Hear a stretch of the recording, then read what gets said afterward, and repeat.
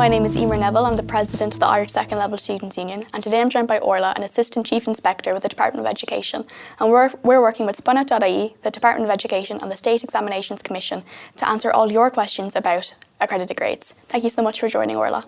It's great actually to be here today, Emer, and just to have a chance and an opportunity to speak to everybody and to work through some of the questions that you have. I know that you have questions that you'd like to ask, and hopefully we'll be able to work jointly in terms of answering those. Can we talk about standardisation? Why is it needed and how does it work? Okay, Emer, I think before we start talking about standardisation and why it's needed and how it works, it would be useful actually to just reflect on what an accredited grade is. So what happened this year is that the teachers of each subject and a class group in a school would have looked at the performance of those students over the last 2 years. They'd have thought about how each student would have performed in the examinations, and based on that they would have arrived at an estimated mark for the student. So for example, in the case of geography, the teacher would have considered how they'd performed in 5th year and 6th year. They'd have thought about what the adjusted arrangements in the geography written examination paper would have been, and had a thought about how they might perform in that. And they would also have considered, as in the case of geography, the second component, the coursework. And taking all those things together, they would have arrived at an estimated percentage mark for each student that they had in their class. Now, following that, they worked with the other teachers of geography in the school. So they would have had what we call a subject alignment meeting. And what that would have allowed the teachers to do is to discuss the standards as they applied them, had a conversation around it to make sure that everybody was working in the same way. And then following that meeting, actually, the school principal would have taken a look, an oversight role we call it, in terms of the marks for each of the students in each of their subjects in the school. And then at the end of that, the school would have submitted the marks for standardisation. So Emer, that brings us now to the question of really what standardisation is and what it involves. Okay. Essentially what standardisation does is take those school marks that we've discussed and apply a statistical process to them. Now, why we need to do that is very simple. The research indicates to us that while teachers arrive at estimated marks or can make a judgment, they often do so within the context of their own school. So it's really important, so that students are treated fairly, that we look at what a national standard might be. And so in order to do that, we apply a standardisation process across all of the schools and the marks that would have been received. And the reason very simply for that is so that we mitigate any underestimation or overestimation that might have happened in schools or which could have happened in schools, in order, as I said, to be fair to the students of 2021. So on results day, what will students actually see on the portal? Emer, what you'll see is the better of the two results. Your examination result or your accredited grade if you've opted to do both. Very good. So sometime shortly after that, actually, you'll be able to access the portal again, and you'll be able to see all of the results, your examination result and your accredited grade. How many students will have grades changed through standardisation?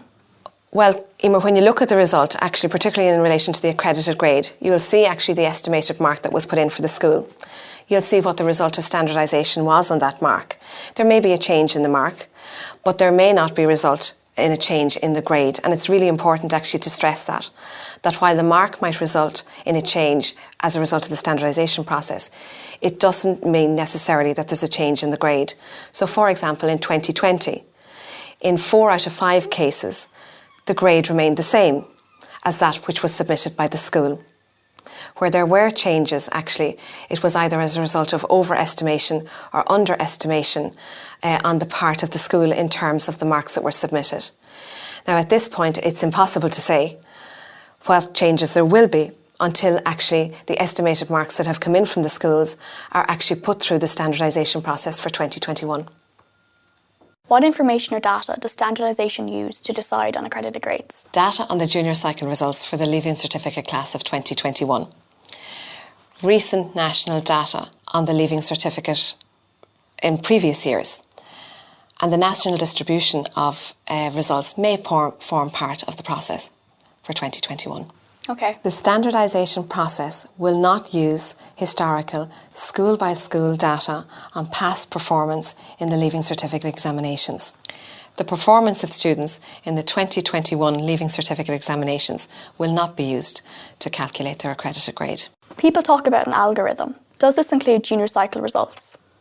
Just to revisit actually, Emer, what we said just there a minute ago. What we said may be used in the process are the junior cycle results of the Leaving Certificate class of 2021. Recent national performance in examinations, in recent examinations in previous years, and also the national distribution of Leaving Certificate results. The process of standardisation in 2020 and again in 2021 will in many cases use junior cycle data in relation to the process itself. How it will be used actually, Emer, is at group level. So you take the aggregate group junior cycle results in order to give the relative strength of the group itself. Now what that means is that individual results are actually not used in the process. Individual junior cycle results are not used in that process. Nor will actually the fact that somebody is exempt from Irish affect the aggregate for the class group. Does this take into account that some schools usually get very high marks in the Leaving Certificate? The standardisation process will not use historical school-by-school data on Leaving Certificate performance in examinations. Does how we perform in the written exams affect our accredited grades? The performance of students in the 2021 examinations will not be used to calculate their accredited grades. You've said there's two separate processes, but is there also a standardisation process for exams? So, Emer, when exams are corrected, actually the teachers who correct them are provided with a detailed marking scheme, and they use those actually when they're correcting the examinations. And there's a similar process in place for project work as well. Now what this allows actually is examinations to be corrected to a national standard. Now even before the process begins, the examiners engage in detailed, intensive training, which shows them how to apply the marking scheme. And then at regular intervals, for example, at the very start, they correct a sample of the answers. These are then checked over by other examiners to ensure actually that the examiners are correcting to the national standard. And then at various points throughout the process, their work continues to be sampled to ensure that the national standard is maintained. Now, each year, these checks and balances are put in place in relation to the correction process. What the state examinations will have in place is an expert-led process.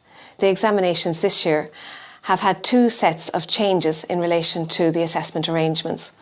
One that happened actually at the start of the school year, and then in March there were extra changes to the examination papers. So what we will have is an expert-led approach involving the chief examiners and their advising team in looking at the examination papers themselves and the marking schemes and ensuring actually that an appropriate standard is put in place for those. And we have to keep in mind, obviously, that it's not a full cohort that we have this year, it's actually a subset of the cohort. Now, in a normal year, obviously, what you would have is a situation where you have, as I said, a full cohort in place, and generally the marks are stable from a year-to-year basis, or the outcomes or the performance of students is stable on a year-to-year basis, except, obviously, if there was some unintentional or something that happened that actually might mean that there was a change in the marks of attainment that students might get. Why are the results coming out so late? September the 3rd is the earliest possible date for the results to come out because of the rigorous and robust quality assurance processes that are in place for both the examinations and the accredited grades to ensure that they're carried out to the highest quality and for the fairness and equity of the students involved. You've said that CAO offers will be out in time for students studying in Ireland, but what about those studying abroad? What if their deadlines are before exam results day? Candidates' results will be transferred at the earliest opportunity in order to facilitate progression to higher education. And as you know, the CAO has announced that it will issue its first round offers on the 7th of September. As with last year when we worked with the UK, the Netherlands, Poland and Hungary, the department worked with those countries in order to ensure that there were flexibilities put in place for students when results issued in September.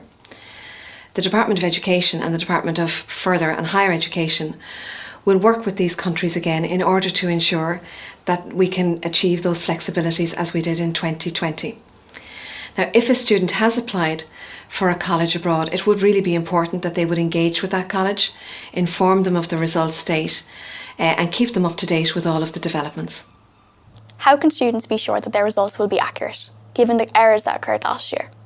Emer, it's important to state actually that a number of the key elements of the calculated grades process in 2020 have been incorporated into the accredited grades process in 2021. And these are that the professional judgment of the teacher in reaching the students' estimated marks is central to the model. We also have a process of school alignment, whereby each student's marks are part of that alignment and among teachers of a particular subject in a school. There's oversight of the marks by the school principal before they're actually transmitted for standardisation. And we have a national standardisation process in place for students and for the grades and the accredited grades in 2021. Now, but we have learned lessons from last year, from 2020. Okay. The coding for the standardisation process has been completely rebuilt by Education Testing Services, a US-based company. It is a US-based, world-leading, non-profit organisation that specialises in educational measurement. There are also quality assurance processes in place for the standardisation process in 2021. So we received a lot of questions, and that was a compilation of the top questions that we received from all of you. So now we have a few questions left, and it's time for the quick fire round. Okay. Do accredited grades include class tests? Emer, I think it's fair to say that they do, because when teachers were working on the estimation of the marks, they would have been taking the students' learning over the 2 years into consideration, as well as other considerations that they would have done. For example, how the students might have achieved in the examinations had they sat them. If I registered for higher level in my accredited grades and the exam, but then on the day I changed to sit the ordinary level paper, will this affect my accredited grade? Well, the State Examinations Commission will use grade equivalences in order to determine which is the higher of the two on the date in which you get the results. These grade equivalences are well established actually since 2017. Now, in the case of where you've taken both the written examination and the accredited grade, and obviously you've taken one level in one and another in the other, both actually will be provided to the CAO in order to ensure that if, for example, there are a basic minimum requirement for a particular course, that information is available. Now, on the date actually when you get your provisional examination results, it will be the higher of the two that will actually be on the provisional set of results or the provisional statement when you get it. It is open to you at a later opportunity before actually the final statement of results is issued to determine which one of the two that you would like actually to be included within your leaving certificate results statement. If I opted to sit an exam and receive the accredited grades in a particular subject, but on the day I didn't sit the exam, am I still guaranteed to receive my accredited grade? Yes, you will get an accredited grade if you're eligible and you applied for the accredited grade. Now, in the case of students who are taking a subject outside school or out of school learners, you must have engaged actually with the out of school process in order to be able to get the accredited grade. Is it possible to receive a failing accredited grade? Well, as with the examinations, you can receive any grade across the range of grades, from a H8 to a H1 or from an O1 to an O8. Is there an appeals process for accredited grades and the exams? Yes.